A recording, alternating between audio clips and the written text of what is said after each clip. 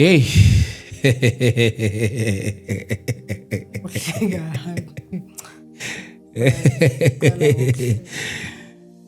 Sanibonani.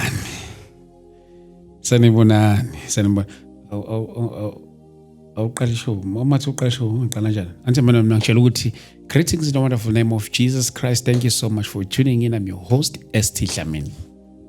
Yakhumbula kaze uyoshutha la mama uthi wangihleka wathi ngathi ngikukhumbule ekhaya. God. Hayi awungiyeki. Qala kanjalo kodwa vele. Angiqala kanjani? Sanibonani. Awukahleke. Igama lami nebhesi kabi mina. Ngangithe sanibonani igama lami nguNompumelelo ngwakaDlamini. Wathi wena yo mase introduce ngathi cha phela ngisakupheka phela umuntu uma umpheka kumele umncome kakhulu uphinde umnikeze nama critics umqinisa bathi ke sanibonani igama lami nguNompumelelo ngwakaDlamini namhlanje ngihleli esitulweni sika babuDlamini ngenxa ukuthi angihlali lapho awu phela ngisho ukuthi ngisengiyaweni za cha phela mawuthi ngihleli esitulweni ngathi manje unenye guest isizulu nje leso namhlanje ngihlele esitulweni sika babuDlamini isizulu hayi ukuthi la sempe wena uhlala lesitulo uhlala kuleso no angithi ngisho ukuthi ngisintroduce kanjani ukusho if angikho you can't say ngihlele esitulweni sika Dlamini yethi ngikhona ande bonami la lokhu ngakusho uma une guest yebo ngisho lokho ukuthi makuthiwa ngithumile hayi manje makuthiwa ngintroduce manje ke okay. Sanibonani igama lami nguNompumelelo ngwakaDlamini angihambi ngedwa namhlanje mina awushaje phela ungintroduce nje ungintroduce bese ungenza ngibingelele awushaje ngi guest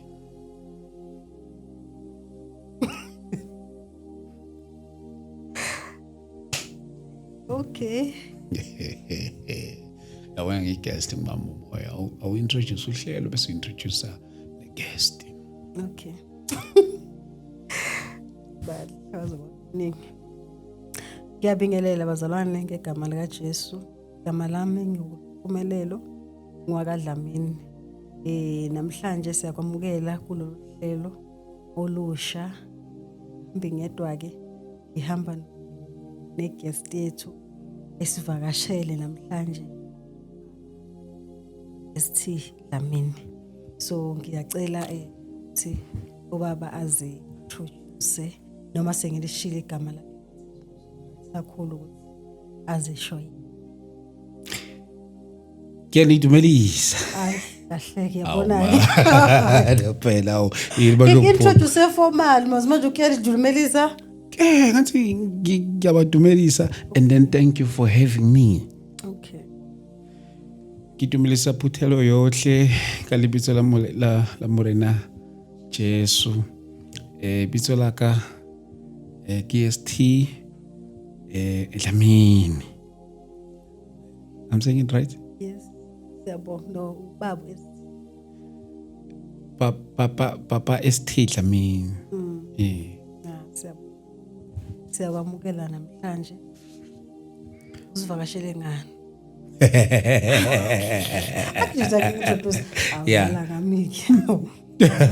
right sibonge kakhulu bazalwane thank you so much yes hlelo mama Dlamini la njengoba ngintroduceile nami ngiyam-introduce ushithi sihlala uma-introduceana uyangi-introduce ngiyam-introduce siyabonga kakhulu but by the way without any waste of time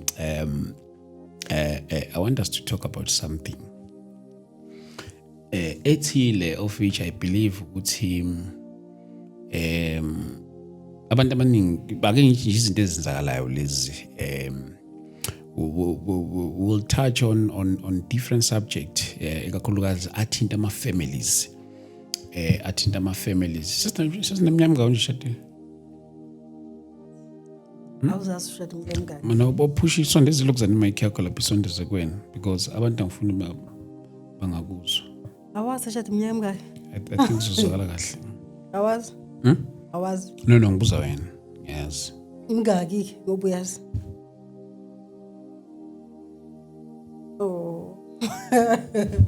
shada iminyaka u8 ekushadeni kwethu eminyaka 18 by the grace of God sishade ngingakabi nayo ingane outside. By the grace of God futhi sishade nawe ungabi nayo ingane. Kwaba umusa ngempela ukuthi ngishade nawe. Ngicela uqinise lapho. Ngisazike manje. Nakudlabalaza. Ngisho statement sakho yokuthi by the grace of God. So ngisho ukuthi qinisa kwi-grace ukuthi kwaba i-grace ngempela. Ngishilo nje. Yebo bengisholo ukuthi mana ke lo line ukuchaza ukuthi ngahle kahle. Awuchaze lutho ngisho into eshoyo ukuthi ngempela it was by the grace. Mawusho ukuthi ngempela kwaba umusa kaNkulunkulu. Ngiqinisa. Your statement is very pregnant. Your statement is pregnant. Your statement is throwing me under the bus. By the way, it was by the grace of God. We cannot run away from that. It was we cannot run away from that. Ngoba umusa kaNkulunkulu.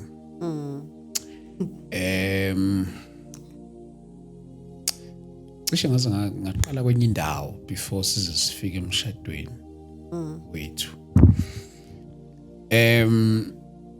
Uma usuke uzoshada umuntu ezumuntu wesifazane, iziphi izinto okubalekile ukuthi ungathi ungazinaka before you say I do? Kuyiphi angle? Could be any angle nje. You know, I'm asking you this question because I'm trying to lead you somewhere. Okanye nje khona la ngifuna sikhona. Abantu abafana nanokuthi angeke ngize ibe fact ngazilutho wait years ufana no 1 week but izinto engeke ngiyibaleki umuntu uzozikhutha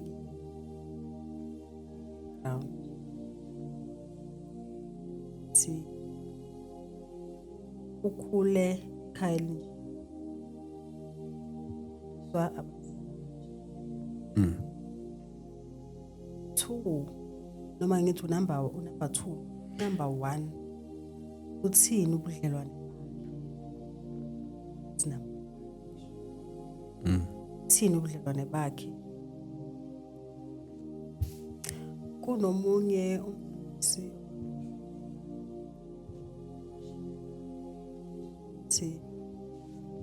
ungayishadi ungavumi ukushadwa indoda ongakazi uyibone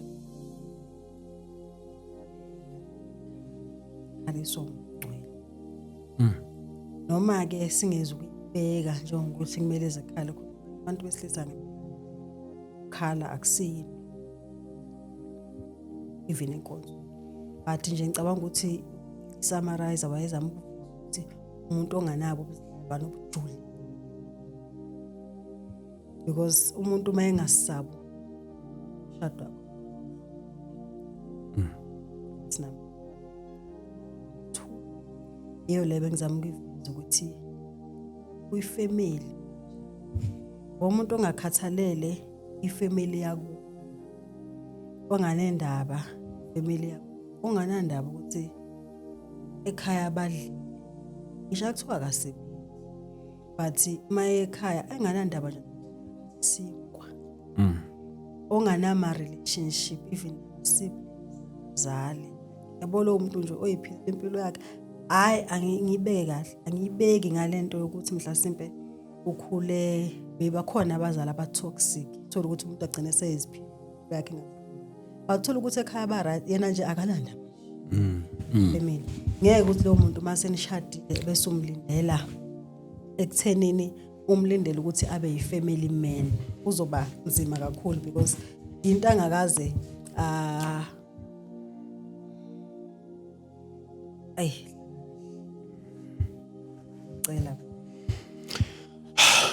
Okay.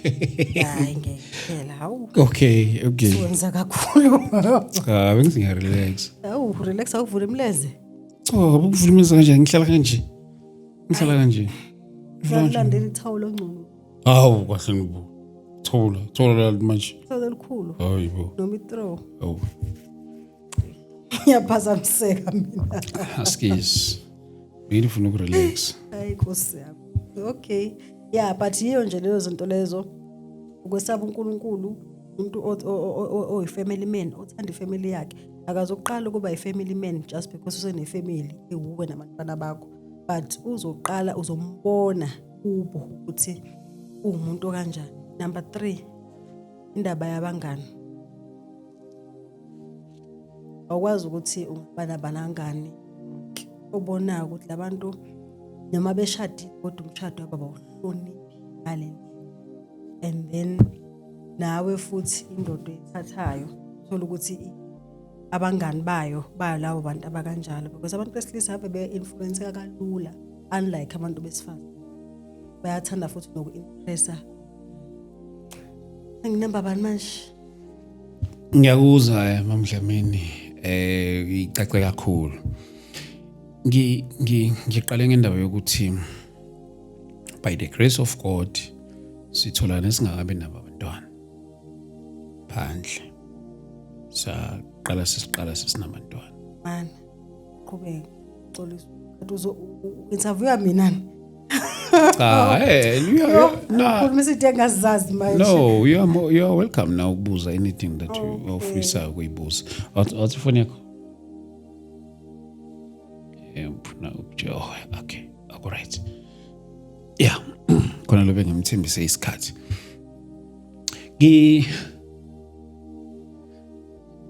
Ngisasekulelo lo point. Usithola nesingakabi nezingane.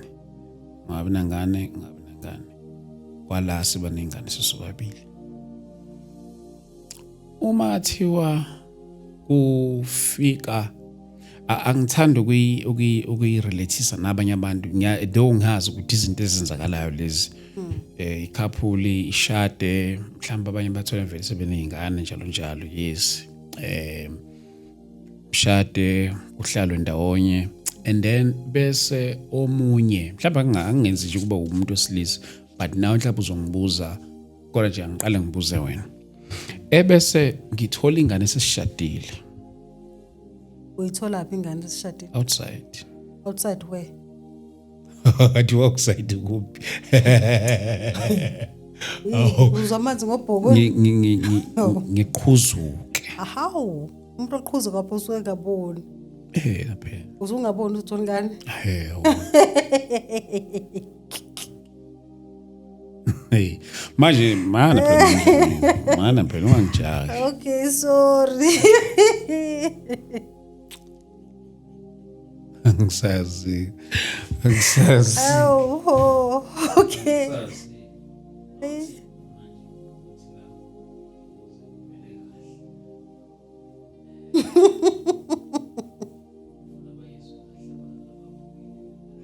Ayisokhuzuka. Babukhuzuka umuntu usuke ngaboni. Awu wena uwenza ingane ungaboni.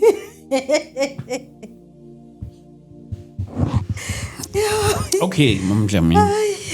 In that note, okay.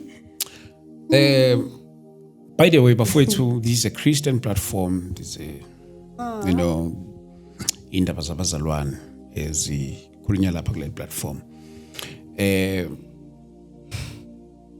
Sikhuluma lana about life issues ezinye izinto ezikanje, naniyazi nama episode esinokwakhava la izinto ezikanje nezinye zazo thola ukuthi sike saba nazo ukuthi abesiphila ndawonye waphumela ngaphandle wathola abantwana ngamxolelo kokuqala ngamxolelo kwesibili kodwa kwathi makufika kwesithathu zonke lezi zinto lezo. So angifuni silivaliso kube ngathi ezinye izinto ezikanje nazenzeke ziyenzeka.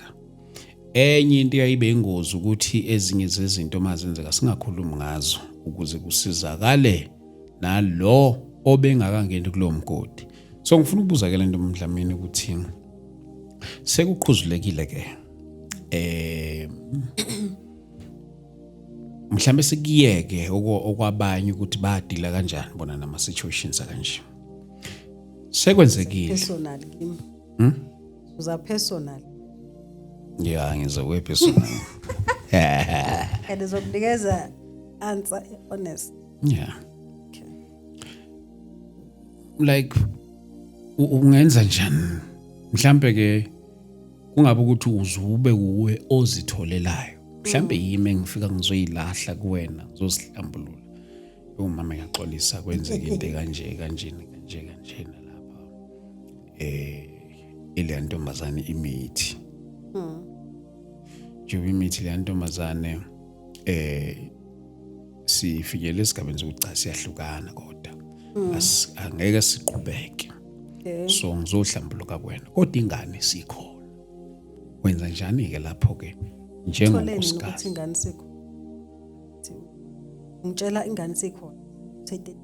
No, mhlawumbe ngithi ke usamithi. Yeah, it could be yes. Okanye yes akwente kanjani. Okanye izinto ezikanje zikukaningi. Okanye mhlawumbe uthola ukuthi bevele semithi mhlawumbe ngakutsheli mhlawumbe lokhu ngisaba yabo zonke izinto ezikanjalo. But angifuni sidwele kulokho kakhulu. Ngifuna sikhulume siqinise ukuthi sokunomntwana. It's either akazalwa noma usezaliwe.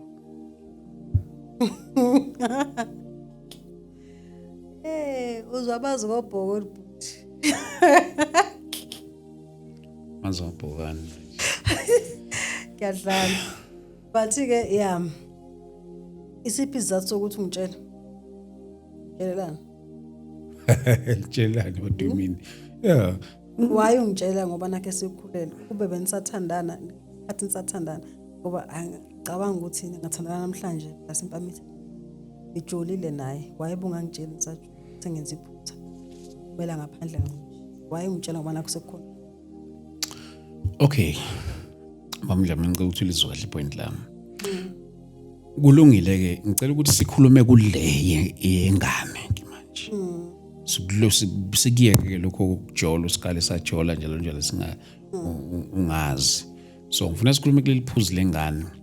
Sengixolisile ngesenzo esenzakele. And njoba sengixolisile ngesenzo esenzakele. Nansi ingane and lana siyakhola futhi la ekhaya. Asikwazi ukuthi ingane kungayinto nje ekutheneni ukuthi isengazi luza umphefumulo wayo. So mhlambe ke lo sisi naye sigcine sivumele ekuthenini ukuthi siyaxolelana, we let go of each other even naye, but athi umntwana wakho mthathe. Okay, ngiyayithanda ipoint yakhe ukuthi siyakholwa. Yes.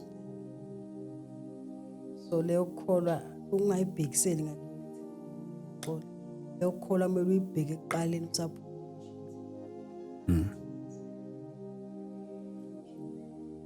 Uma ethi usisi thatha umntwana. Mina ngoba engasekho. Uthi wena mhlawumbe ngazi noma nikhulise lengane mina neza.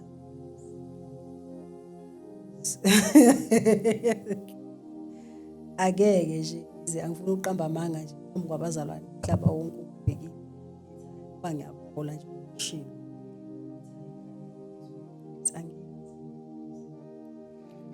kholwa yisi ngiyavuma kodwa ingane evele sengikho chat kumela ngapha sina ekujoleni kwakho waze waba careless. Mina every day kumele ngibele ngane ekhaya ulise mina. Ngicabanga ukuthi punish yami yonke. Yes, it's more like a punishment. Ningizwe kahle bazalwane. Ngiyabashayela izandla omama abakhulisa izingane abasithole. Strong kakhulu. Strong babo ba vele sevela kakhulu because we ngokumuntu nje human nature akukhulu. Understand? Ungekhulula kanjalo mina ngeke ngize. Ayeke mina. ngeke angifuni uqamba amanga angiboni ukuthi ngingakwazi. Yeah. So ngamanye amagama, okay, noma singayipersonalize kanje as for us. Ngamanye amagama nansi ingane sikhona xolelweni nalapha nola sister, we have let go of each other. But inkinga nansi ingane uma phela manje ingane yami isibongo yakwaDlamini manje. Yakhe ingane. You see, so ukusho ukuthi ngamanye amagama wena ungakhetha ukushiya umshado wakho ngoswana. Ngikhetha ukushiya umshado wami ngenxa yokuthi ngishaya ngihlala endlini ongangibona.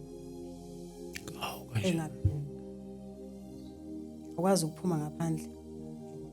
Okay. 2 uzobe ulale azi without a protection. Zonke izifo uze nazo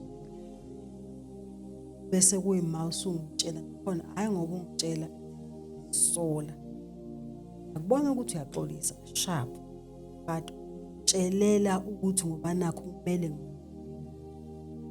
time kusemnandi nijole emarestaurant umnandi ungangitsheli kodwa ngenxa ukuthi usudinga usizo lwami ngale usuyangitshela ufuna ukuthi ingane senze njani ingane angithi ingane sidlulile into yami nalo yasisi lwana nansi ingane manje ikhona and kwazi ukuyaphi manje njengoba ngishilo ukuthi we have let go of each other. Inkinga nansi ingane nathi sisi nokulungile ke asihlukane but ithatha ingane yakho. Yabona nje le ingane nje ake sibe eceleni lokho le ingane ngomisa ngekhanda ngeke ngize ngikwazi ngisho nje clean ngeke ngize ngikwazi ingane yakho uyizenzele wena yona ngaphandle. So why kumele mina nginakekele ingane yakho engahlangene nayo ngihlangene nalo ngane and ukuyivuma kwami bengilimaza umqondo ne because every morning ngibona lengane bekane engqondweni yami ingane le umyeni wami aphuma yongilimaza ngaphandle emva kwalokho kungilimazeni kwakhe kumele ukuthi ngiyibuke mina everyday. Ngisho kuthiwa ke ayisekho ke la ekhaya usisi udecide ukuthi hayi ingane siyazi ukuthi yakwaDlamini but izohlala usisi but every month uyafona lo sisi mhlasimpe ufuna imali amanephi or ufuna imali ke clinic. You understand ukuthi impilo yami manje sekumele ishintshe yonke ngenxa ama mistakes wami. So impilo yami yonke mina ngizohlala ngicabanga ukuthi umyeni wami wenza ofisho ukuthi ngobe yenze manje akusho ukuthi uyigcine usengayiphinda because ubonile ukuthi hayi ngicasuka ngixole aphinde futhi abuye athola ama twins ungeke baxolisa. Leseke ingane unazo ke mhlambe asinenkinga yokuthola abantwana lapha ekhaya and then bese kugcina kwenzeka isehle esifana nalesi ungayamukela? Cha ngeke ngenze phela ukungabi nezingane akusho ukuthi kumele uphume uyoganga ngaphandle wena uyothola ingane emva lokho bese ngiphuma ngaleso sizathu kungifica endleleni nje then kwasukuba khona ingane kanti sivele ingane siyayidinga kodwa manje akwenzeki. Yebo akwenzeki khona indlela eziningi sifundile manje 2026 khona indlela eziningi esingakwenza sithola kuno IF kunani fine ke let's say asisitholi but ungcono sivumelane mina nawe ukuthi because nje manje ungibetrayile so awukwazi ukuthi ungibetray hamba ufuna umuntu ngaphandle uthola ingane emva kwalokho bese uyabuya mina kumele ngikhumbule ukuthi hayi ngoba mhlasimpi ngoba nakho ngabathola abantwana no. Ikuphi okungcono uku-adopta nokuthi ingane itholakale ngalolu hlobo? Ngamane ngi-adopt kunokuthi ithole ingane. Hayibo adopta ngoba phela nazi ingane yegazi lendoda yakho lengane so adopta adoption akusiyibetray khona umzalwane engicela ukuthi simfonele. Hayibo lo sisi unokhuluma ngama issues kanje ngifuna ukuzuva lwakhe uyinesi sis unokhuluma ngama issues kanje lapha na ku Facebook ngicela ukumfonela babukele bami lapha emakhaya nanti iseyithebeni siyayisisho kanjalo ukuthi na le kwaZulu egameni lika Jesu Kristu. Ngiyaxolisa ba. Ngeke nkusa. Njengoba ngihlushwa zingane zami nginezingane eziwu2. I-firstborn izotena 7 nge-24 March. I-lastborn ina 3 years. Bayahlupha. Hayibo bayalwa, bayenzani? Esikoleni khona lahla icathule njengoba ku March nje. Ha, lena evele kanjena. Evele kanje. Yo. Sibo ipain, iyive nyabeni. Iyiva nje kahle kahle. Yo, ngeke.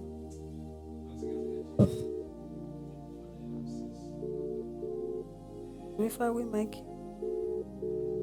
Uyibeka ifoni kwi-mic.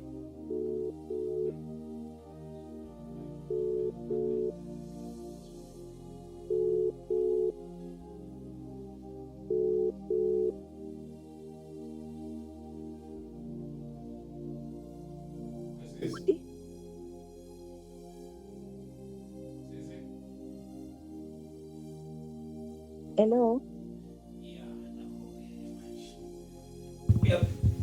Uyaphila sisi? Ngiyaphila Sibalikhulu ninjani? Sikhona. Ngikuthola kahle.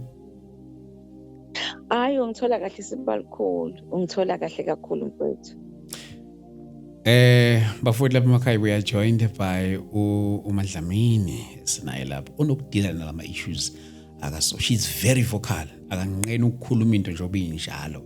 Yabona ke kuma issues njona enibone ke suke sinama guest amanye suke sikhuluma ngezinto ezifana kanje uyena njalo kumfeature akwazi ukufaka ipoint lakhe advisor khona umuntu onganqani njengoba ngisho she's very vocal akanqeni nje ukuphawula into esuke kumele ayiphawule ngendlela kumele ayiphawule ngakhona umuntu ke ovela khuluma into ingaqokusiwe ayikhuluma inquni njalo yes Madlamini ngihleli noma Mdlamini lapha e-studio. Sibalikhulu. Yes, imancane ifoni. Ngihleli noma Mdlamini lapha sikhuluma olunye udaba. Indaba yokuthi wena Madlamini izinto ezenzakalayo lezangiqala ngibheke lo disclaimer izinto ezenzakalile nezisenzakala namanje. Ekungesikho ukuthi ngenxa ukuthi zenzakalile singathi si right. Ngishadile ebese kuphumeka ngaphandle. And then ekuphumekeni ngaphandle bese kuvele kuba nesika esingeke sava lo muntu. Isika sokuthi kuvele kutholakala umntwana. And then ngamanye masiqhekeza inkulumo Sibalikhulu uphume ngaphandle ufebe ushadile. Ushadile ngenzela ukuthi sihambisane Sibalikhulu ngoba mawuthi aliphumile ngaphandle ngiyadideka noma outside nomani shuthi nje ulale nomunye umuntu kodwa ushadile. Bengishilo ngathi unakho ukukhuluma into nje obinjalo kodwa ke mina ngithi ngizama ukuhloniphisa ababukeli bami lapha emakhaya ukuyibeka ngendlela ehloniphekile kodwa ke kunjengoba esha ngivele ngenza ucopy and paste. Okay. Ebese ke kuba nomntwana ke bese umntwana mayisekhona unkosikazi esiphila naye khona lapha ekhaya. Ngabe mhlambe ufanelekile na ukuthi sengakhetha ukungcwaba umshado wakhe ngenxa yoswana. Mhlamba okay ake ngibeka nje lento le sihlukane nalo sisi sithole na umntwana masihlukana naye ebese sifenyelele esigabeni sokuthi no siyahlukana vele bese mina ngiyakuye uma Mdlamini angakatholi ngomntwana ngiyozindlala ukuthi hey ngiyaxolisa kwenzeka into ekasoyeka so yebo nalo yasisi naye sihlukane sidedelane kodwa bese kuba phela kuba ukuthi ingane le nigazi lami leli amanye amagama ingane sekumele ngiyinayo kwami unkosikazi mhlambe nje awuthi ke ngigeneralize nje ukuze ngikwenza ukukhululeke kule ukuthi uPaul ngendlela ofisa ukuphawula ngayo mhlawumbe ungaphawuli egameni lika Mama Dlamini ukuthi ngamele mhlambe nje could be any way ofuna ukuphawula ngayo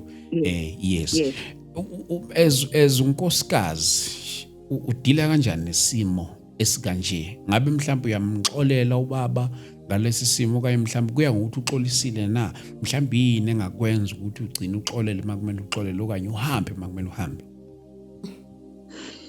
Angibingelele eNdlamini podcast yakho nabazalwane bonke. Amen. Mhlambe ngiyazofisa ukuthi siqale sikulungise lokho bazalwane before siye forward. Umuntu esifazana akayixoleli cheating. Ngifuna nje ukuthi siqale nje lokho sikulungise bazalwane sibe neqiniso. Umuntu esifazana akayixoleli cheating. Umuntu wesifazane learns to live with cheating. Umehluko lapho. Kanti wena ezumuntu esilisa awuxoli at all. Lo munye uyafunda ukuqhubeka kodwa akaxoli egcine ngaphakathi. Ukube bengikhuluma nomakoti bango1968 bengizothi Dlamini kuyaphileka. Yeah. But ngikhuluma nomakoti banga 2026. Omakoti that are very vocal njenganami. Ake ngikhulume ngegeneration mhlambe kamakoti wakho kushona phansi yo 30 bani kushona phansi nje mina ngina 40 kuyaphezulu omakoti who are very vocal omakoti that are very educated omakoti that are very masculine omakoti who know their rights omakoti awanje so ikhuluma ngelinye ilanga nalabo makoti abafundile kodwa kulungile qhubeka Yes, so now that makes it difficult ukuthi umphoqe ukuthi akaxole because of less esengiyibalile ukuthi ukuba masculine ukwazi ama rights ukufunda uyabona ukwazi izinto noma usungamtshela umpoqoze ukuthi phela umendo lo kodwa uyabona but kodwa ngicabanga ukuthi ipoint elikakhulu elokuthi ingane Dlamini constant reminder ukuthi wena awukhondomazanga wafaka ungakhondomazanga now obese kusho ukuthi noma ngabe uyaxola uyayiunderstand leyo nto le ake sithi uyayicindezela imizwa yakho ukuthi ngiyaxola inedivakashi isilonda siqale phansi because for a wound to heal you must remove your mind to where the incident happened so that the brain will forget of this incident. So now immediately that incident leyo nyoka noma leso simo siloku sizungeza leyo ndawo forgiveness becomes into engathi angazi ngizothini ayiyenzeki because isigameko siloku sivela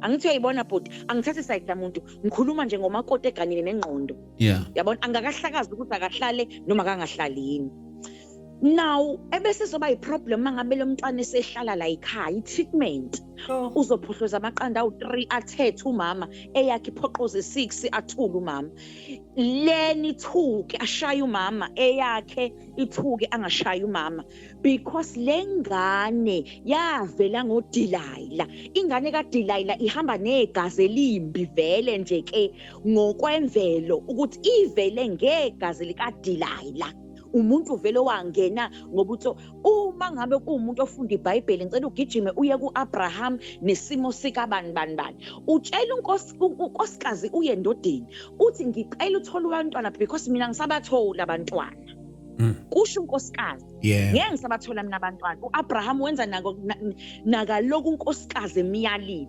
uthe kodwa lithi iBhayibheli uthe bona umntwana eTabhaya lavuka igazi likaDelilah noma kunguye othuma umyeni wakhe wacanuka unkosikazi ebuka lento ayibona lapha because usenomntwana wakhe kwavela ukuthi no lo muntu phela ungena umyeni wami uyayibona ukuthi difficult kanjani so ngizama ukusho ukuthi it's a pity because ngingena komakoti abawu2 1970 bani nomakoti baka 2026 ebese sizongena le Dlamini ke yokuthi nawo nangumntwana usekhona ke bani mhlambe kanjani yonke leyo nto leyo no husband ithini ifiye kamakoti ukuthi ngeke ungiphinde because kuyenzeka uthola ukuthi honestly as umakoti ngiyaxolela and sengike ngezwe history nabanye bekhuluma omakoti ukuthi ngaxola wangiphinda wangiphinda.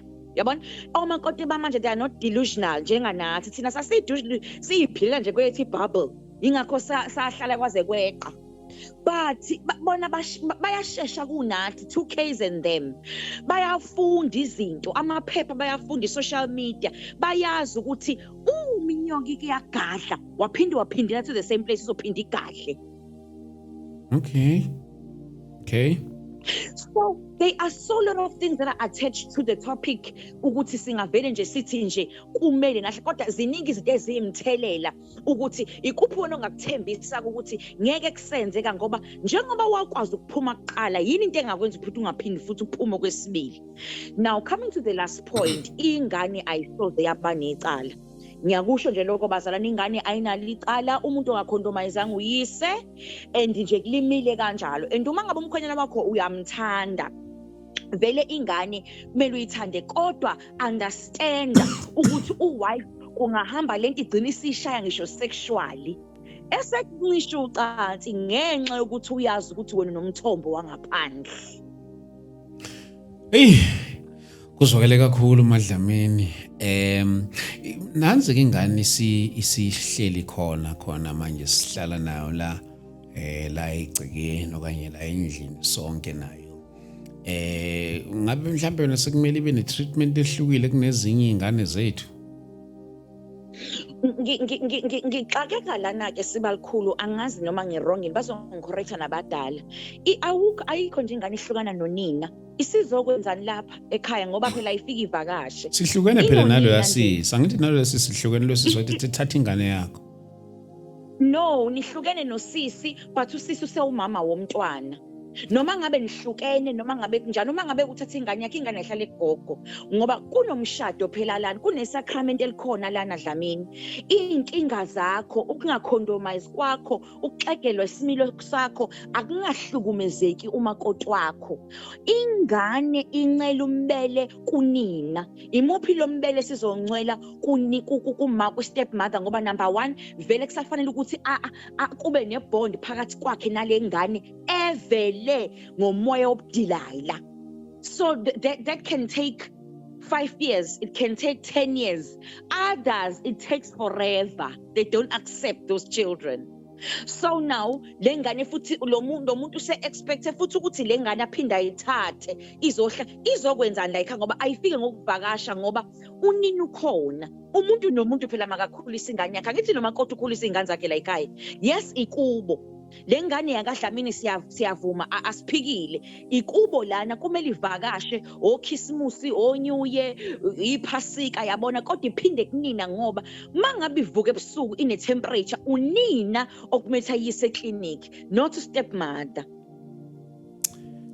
Ngoba phela ayivelanga kahle singakhohlela ukuthi lengane ayivelanga kahle ayenziwa la ngebaby shower kwakuhle kwaqhumisa cricket ivele ngomoya obufebe. Uyayibona ayivelanga kahle lengane so ayingathithwe ngathi uplanned baby lo mntwana unina akaqhubeke akhulise umntwana uma ngabe ufuna ukumbona wena umntwana esexolile unkosikazi wakho wabhodla wanikezwe isikhathi se-healing wagrieve ama-stages e-healing ebese yasho-ke sesidlamini sengikulungela ukuthi ngingabona umntwana noma sengikulungele ngenkathi engakabhodli wena uyantshontsha ukubona umntwana ngoba phela vele ngeke ungamboni umntwana wakho angikuphinde lokhu ukuze umakoti bakuzwe ngenkathi esabhodla umlilo umakoti wena wenza ubukhule njengendoda uyantshontsha ngoba ingane yakho ngeke ungayiboni ngeke ungayondli kodwa makanike ithuba lokuganile la ekhaya ukuthi azabhodle ahambe wonke lama stages umise kodokotela bengqondo alulekwe bese ingane ilethwa la ekhaya ngokuvakasha mayingafiki izohlala ekhaya ngoba inonina. Mazas. Kuzwakela ngazi ukhona ufuna ukusho khona ufuna ukuphawula. Abaqondo. Angeke ngize lokhu uhamba ubona ingane yakho ngokutshontsha. Kanti manje ubona ingane ngokutshontsha ngokutshelana ngoba phela ngoba. No, asifiki lapho ngoba phela manje awukwazi ukuphuma ngaphandle uzuyozala ngiqhubeke ngihlale nawe. Sonke lama stages odokotela bengqondo ukubona ingane ngokutshontsha angeke angifice mina. Ayigeke. Asisi. Kodwa phela angithi ngizwakele ukhuluma ngoba angikwazi futhi ukumjaja ke. That's the thing wesibalikhulu angikwazi ukumjaja ngoba abantu abafaki. Uyazi ukuthi khona umuntu esifazane othi nje impama eyodwa ngiyadivorce. Khona umuntu esifazane othi i-cheating nje mina ngiyadivorce.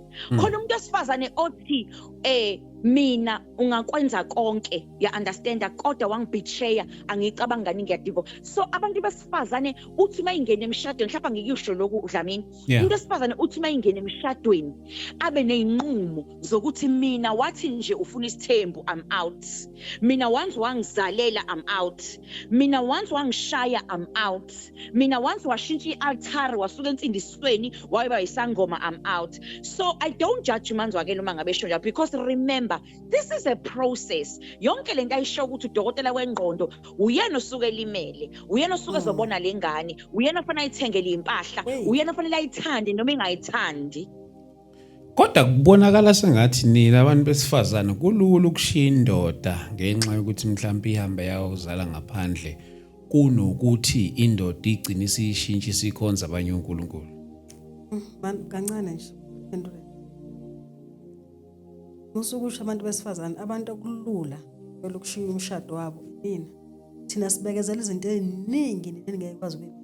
No sikhuluma ngisho kuleyo sana angithi wena uthi ungamane uhambe sengisho ukuthi mathiwa ngiyashintsha manje sengiyokhonza kobanyawo banibane maningi amathuba ukuthi ungaqhubeka uhlale yini ekwenza ukuthi uqhubeke uhlale yethi sengikhonza kwamanye ama-altar uzobalekisa usana nje mana sibekene eceleni kwakungesona isinqumo sakhe sokuthi ukushiya umshado kusho ukuthi Dlamini awungizwanga.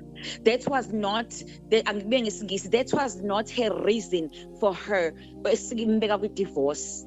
Ukushintsha kwakhe i-altar angithi uzoshada phela altar or not umshado ne-altar izinto eziwu-2 ezihlukene nihlanganiswe uthando. Yes ungashintsha i-altar but still naqhubeka nokukhonza uNkulunkulu ya understand but ngizama ukusho ukuthi that was not the reason yokuthi angadivorce. So uma ngabe i-reason yakhe yokudivorce kwabo ukuthi if uyafeba uthola umntwana uzokushiya because ubreake isizathu sokuthi yena wathi uyodivorce uma wenza ukuthi. Ngicela umuzwe kule altar ngathi ufuna ukuyiphendula. Naku mase ngiyashisa ngokukhonza amadlozi. Yeah, engeke. Leyo mina ukuthi ukhonza amadlozi ngeke ngihlale futhi. Hawu. Ngeke ngikwazi. Because uzohamba ohlaba amadlozi laphana ubuye neziphandla lana uzolala nami namademoni. Hawu. Ahleli. Ngeke nje ngikwazi. Ngeke nje.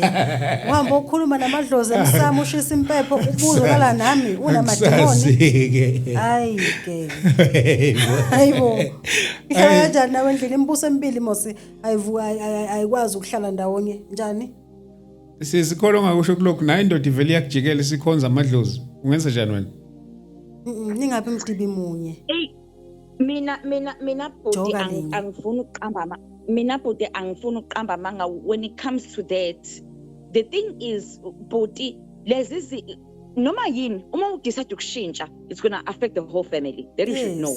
Abantwana izinja zegceke yonke into it affects yonke into. You understand? And manje ungifakele khoneni because I've been there ngempela la khona engayithola ngi-physically abused because ngiyabuza ukuthi hayibo kanjani manje because ngazi lokhu yabona.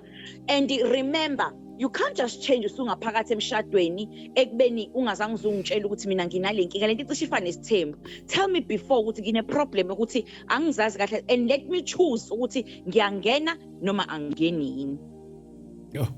Kunezinto nje bhuti ake sithi emshadweni mhlambe siphinde simdedele unzwakele kunezinto emshadweni eziwokhiye ukuthi le asikwazi ukuriska ngayo le singakwazi ukuqhubeka ngayo yabona ake ngilinganise if but you are broke really umshado usangaqhubeka because omunye angakwazi ukuphanda kodwa washintsha i-altar awushintsheli wena kuphela ushintshela umndeni wonke wachitha awuchitheli wena kuphela uchithela the whole setting nonkosika khona Dlamini into engifuna uyi-understanda mhlawumbe nginichazele yona bazalwane as the heads of the home nisindisiwe ningama head ekhaya understandani ukuthi imoya iyathelelana ngizithole ngihlezi namakhosikazi abefundisi ablenyela ubufebe kodwa uma ngabe usulandela ihistory uyabona ukuthi lento iqale kubaba but niyayiziba le pulpit anishumayeli ukuthi kuyenzeka ngempela kundinda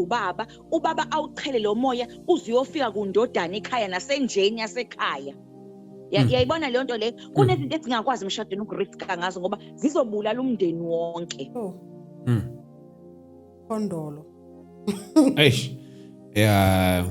Madlamini ngeke sigcine isikhathi eside wena uma ngiyazi umuntu ohleze ebhizi kodwa bengifisa ukubuza kule altar ngizocela ningiphendule nakulena kule after kule altar ngiyashintsha futhi manje ngivele ngibe igay ungahlala ngeke ngaphuma ngosuku lokuqala ngeke hawu ngeke ube yini igay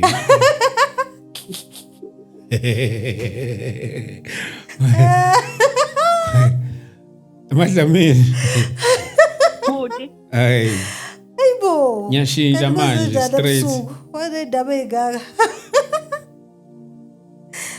mina futhi ngize ngikwazi ukuthi ngilwe impi engize ngiyiwine ngisidalwa sami nje nginjalo izimpi zami ngiyayicalculate ukuthi ngiyayiwina noma ngiyiwini ngoba vele futhi phela mina ngisebenza ngabo labantu next week nje isiphumile ipost ngizegoli bangimemile ukuthi ngizochaza so anginayo mina icolai ezokushisa ezokuhlanyisa so angikwazi nje ukudala impi nje engikwazi ukuyiwina mina ngiyengibeka amathuluzi phansi nje kwakadlamini ngithi hayi cha so ngeke size sixoxe ngingakudedela nje mntaka baba bese ngikunika health education ukuthi uzuqapheleke ngoba ngekusadabula engculazini futhi uyabona nje wena nje usuzoba itese so nje angilwi impi engengikwazi ukuyiwina ngiyacalculate mangizolimpa ukuthi ngizoyiwina or not ngoba ngine-show ukuthi if uzowafinyelela ese stage baba ngeke usabuya ngoba lezi imbobo zowuthu zihlukene zidlala futhi imkhakha ehlukene kanti nokufudumala kwazo futhi akufani nokushisa nokubamba futhi akufani Anguzwa ngelila ngikhuluma ngazo lezi zinto athi ngeke ucompete lento wathi ngeke ucompete nenye indoda unjalo nje bhuti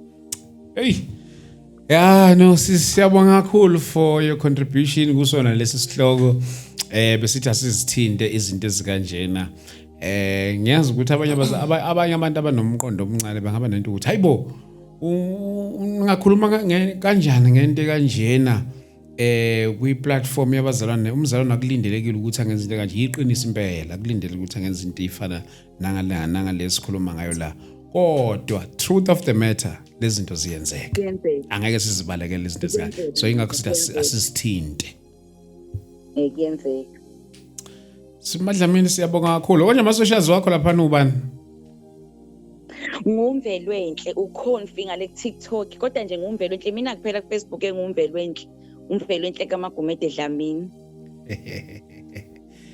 asibonge kule nje ithintayo nje yamagay impela ngiyenze eJoburg ba-commentile bangibizile impela lapho ntombe eziningi bathi no sister uzosichazela ngalento bengifisa ukuthi namakholo engathi abangayi-understand lento ngoba isingenile endlini kaNkulunkulu ingene futhi okwangempela and kubuhlungu and okubuhlungu ngayo ukuthi ukungena kwayo yabamba ngisho yabamba nabafundisi angithi phela manje sinalenkinga yesithwalo sokuthi isithwalo impela kunjalo impela 2 there are so many issues enzakalayo around i-marriage abanye ke nje ke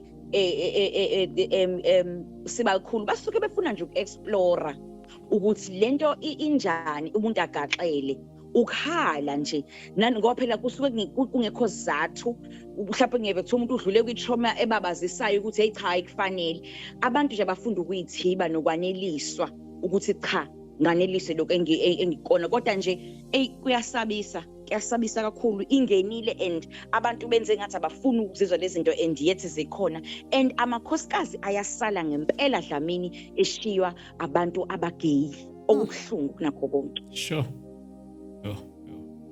Yo Madlamini siyabonga mfowethu sizosikhuluma lezi ngelinye ilanga lezi zamagay ezingenile endlini siculela yiwo manje emasontweni yiwo aphethe abafamaso kuukuthi into esuke ifana nababanjwe lo moya kancane bevuma bavuma usuke umbona nje omunye ukuthi no ubambekile abanye babo kuba ukuthi mhlawumbe ingoba basebudlelwaneni nabantu ababanjweyo lento ugcine sebekhuluma nabo njalo kube ezinye zeindlela zokudiscover lezo ubona ukuthi usibani bengamcabangeli nje nangebhadi ukuthi lo muntu lona angaba ulolu hlobo lomuntu ayilo ngalendlela yena but because sizohamba sigxile na kwi dress code ukuthi ena abanye ngempela babahlonipheka nje emasudini ungababoni kanti nje impela uyiso futhi ugcwele nje agqoke nje kahle nje futhi ungamboni ngempela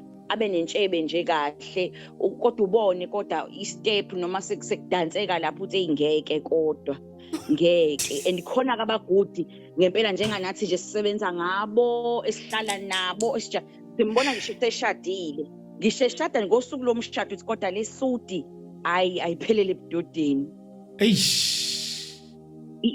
ine dress code kunendlela yokubukeka ama hairstyle iwo yabona ukuthi kuningi kanjani kuningi kufuna ukuthi uyifake like ungene kufunde bese ukwazi ukuphuma neinformation ungaqheli ukuze ukwazi ukubona ngoba uzokubona sekugadla leduzane uthi awungishayika kanjani kanti ube ignorant madoda yo Madlamini siyabonga kakhulu njalo ukuthi mase kucela uhlezi usipha isikhathi ebhizinisi yakho. Siyabonga kakhulu. Siyabonga sibakhulu. Thank you so much Madlamini. Bye. Umvelo ndlela yokuDlamini bekade sinaye la iphawula ngalo lolu daba besikhuluma ngalo la. Ngicela ukuzwana ngani bantu besifazane lapha e-comment section. Mhlambe ukhona ongaba ne-point of view ehlukile kulokho esikhuluma ngicela ukuzwana ngani lapha kwi-comment section bafowethu please let's not run away from such things izinto zikanje ziyenzeka ukuthi sizizwe ekudeni akusho azenzeki ziyenzeka and these days this thing pains me so much. There is a high rate of divorce, separations, njalo. And ngifisa nokufaka lento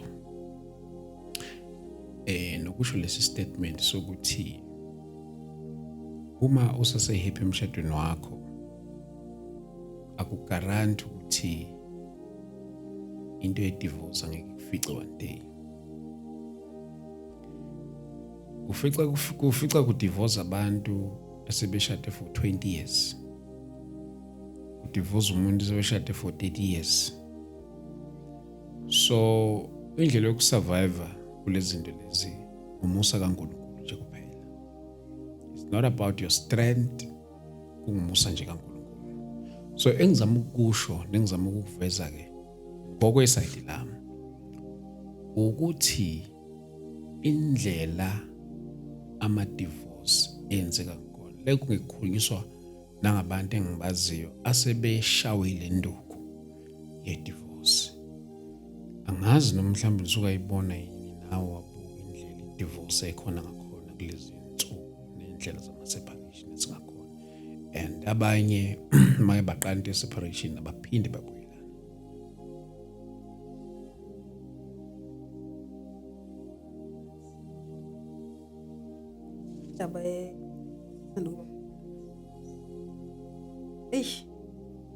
Maris Mayna Seka thola ukuthi right okunye uthola ukuthi hayi cha solution vele abakhona seku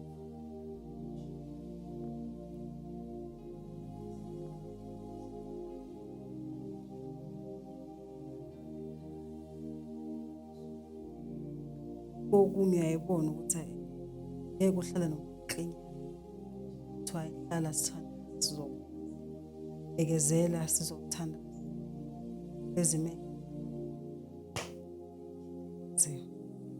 kanti okunye futhi engiyofisa nangelanga esikhulume ngakho indaba abanye abantu bafike beqale kahle uhambe kugcine sekungasekho kahle ezinye zezizathu abanye abantu abazenzayo kakhulukazi laba angakholwa noma ke singese basebenzise bona kakhulu ku platform yethu kodwa ukuthi kokunye i-influence yabo igcina iziwelela nakubazalwane indaba yokusebenzisa umuthi othandweni bafakelana umuthi kuthiwa nobheka mina ngedwa kuthiwa yini njalo ngizazi lamagama akhona kanti lezi zinto into ehlala isikhashanyana ithi mayisiphela lo muntu lo uthi akasambuki njengomuntu sembuka njengesilwane ugcina ubona ukuthi kahle lana vele gcina sekungena noma physical abuse njalo kanti into yasukela lapha nomuntu bafakelana umuthi ekuthandaneni kwabo so wena ubona uthando lwabantu nje ubona loluhle uzuhalele kanti into yakhona ine catalyst. Yes, going back when kuwayisho ave balekile do shado some okay senisha oke mina washintsha altar bayo kwenza kuthana ngaba nzima ukuqhubeka yo kuningi uzobukana and lezi zinto zakho angeke ziba so ngeke awukwazi ize leshuze kabamkhulu linga so uNkulunkulu umdala wayazi ukuthi uyazi ukuthi bayithi into ningayenzi wena uyenza yazi kagcina so lento ejoka inzima ngoba suke nsana la and wena mina ngiyakuzama ukudonsela ngapha nawe uzama ukudonsela and wena impozana pose nempi yabantu aba right uzana equally yo azama ukuzodonsela masithi equally yo ngeke sikwazi ukuphila ngithi mina ngiyakholwa ngisendisiwe ukholwa it's impossible oyedwa phakathi kuthumele isikhathini esiningi ke ujwayele ukuthi nxa ukuthi thana so akupheli kahle njalo kuthi impela sesishade awu decide uma konzomunye umshado ngisabayo mina nabantwana bami yo so ithinta ngobumnyama ungcoli so ithinta ngelinye ilanga lento ishoyo ngoba kahle ivezana sekutheleni ukuthi shuthi nansi indoda engakholwa ina wonke ama qualities okuba ihusband kodwa manje ikholwa wena njengosisi usindisiwe uyakholwa and lento diyakushela kuba ukuthi awukumzeni ngawakha awukho nje uwakha kanjani like ningaboshelwa chaza ngizwe ngoba ukuthi mayithi ningaboshelwa bese kodwa ke uma kuukuthi ubone right nje ningaboshelwa ningalingi ningaboshelwa because ngisho ukuthi unemali yonke number 1 njengoba enemali yonke nje akayitholanga kahle no mali le awuyazi ukuthi uyithole kanjani lawo ma qualities awazi noma ma qualities azoshintsha kusasa because bazalana umuntu ulungiswa nkulu kunomehluko phakathi komuntu othi akakholwa ngoba engasindisiwe nomuntu othola ukuthi lo muntu akakholwa but ubona lo muntu lo kunobukhalithi phakathi going back to the word of it is ukulunga kwemvelo kufananisa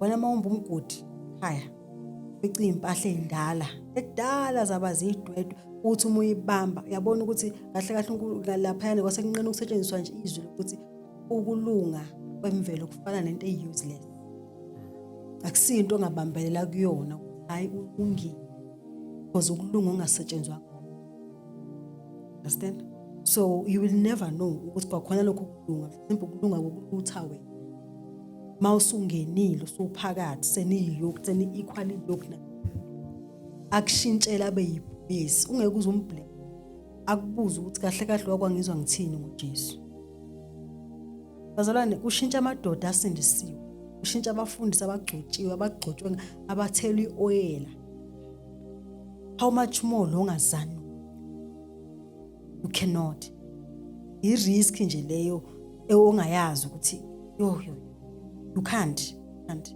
senze kanje uzomzalela abantwana kanjani no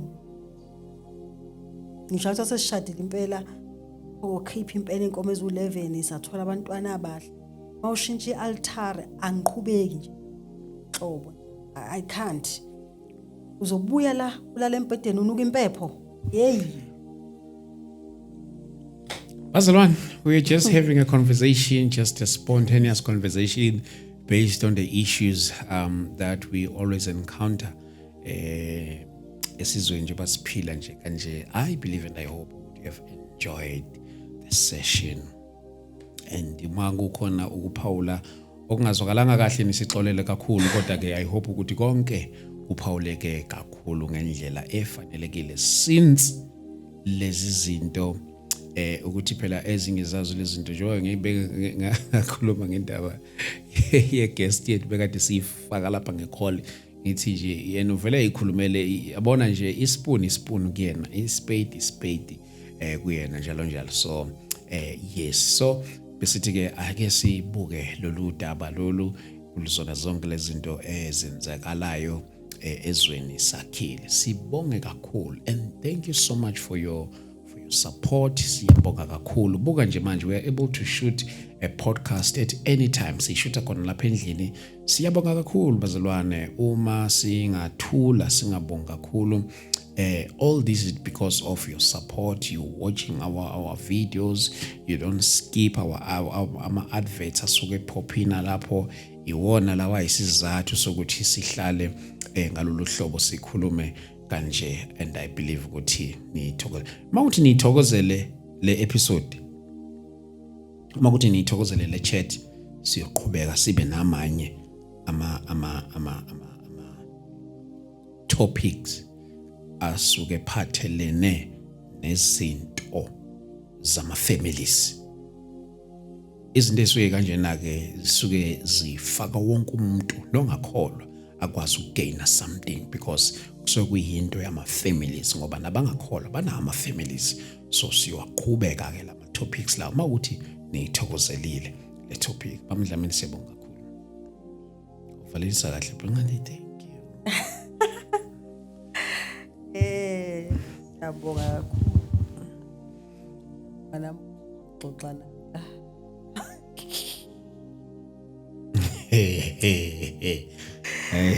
says bonga kahle phela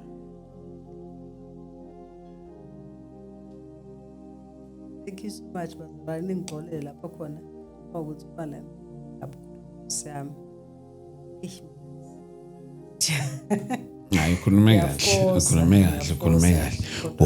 kahle Amen. Bazalwane siyabonga kakhulu ngicela sibone lapha eThekwini ocishe ngakhohle. Sibone lapha eThekwini ngomhla ka2 May siyobe silapha eMkhumbane Hall. Umkhumbane Hall ukuphi? Umkhumbane Hall lapha ngakoMayville, Chesterville, Richview, njalo zonke lezi zindawo. BaseThekwini ke bazo understand. Kodwa nje moreover ulapha ko Richview, yes. So ungena nje ko Richview ubuze Umkhumbane Hall, it's a very known hall eyakhona lapha kule ndawo elaziwana kakhulu seduze nje nama suburbs ila sobe sikhona khona. Please do join us. We are starting from 10 ekuseni. We'll be joined by ubabhishophi Espindlovu, ubabhishophi Arceliza nomprofethi Umthetho. It's going to be so glorious. You do not want to miss this powerful service, and I cannot wait to see you there. Laphana eThekwini ngomhla ka-2 May. And if you want to sponsor or support us to make this day a success, 0788 417 844. Siyothokoza kakhulu bandla lenkosi. Siyabonga bazalwane. uNkulunkulu anibusise. Amen.